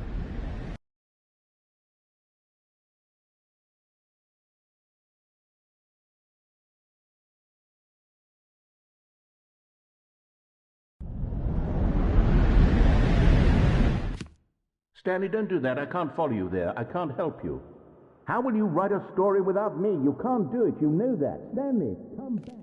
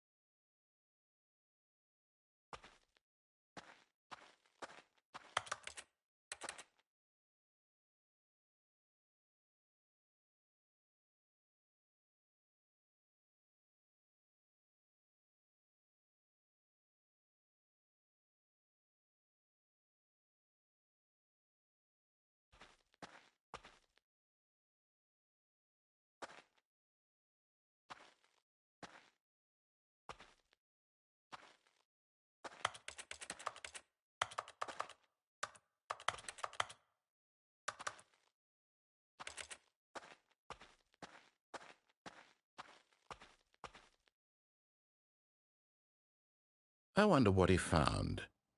If what he wanted was to be the leading man in his own story, well, perhaps he's gotten it, down in wherever he is right now. I wonder if he's happy with his choice, and if he's learned the heavy cost that comes with it. He'll understand soon what I was trying to tell him. He needs me. Someone who will wrap everything up at the end, to make sense out of the chaos and the fear and the confusion. That's who I am. That is what I mean to this world. Oh, yes. Yes, I'll be back. There's no other way.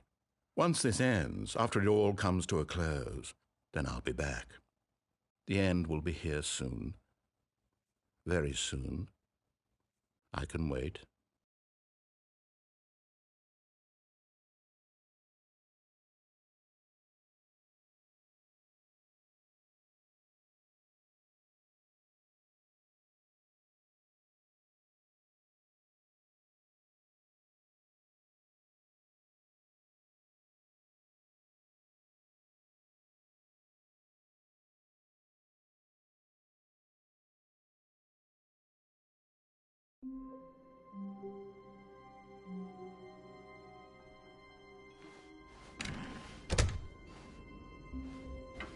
Psst! Stanley! Come over here! In the vent! I want to show you something!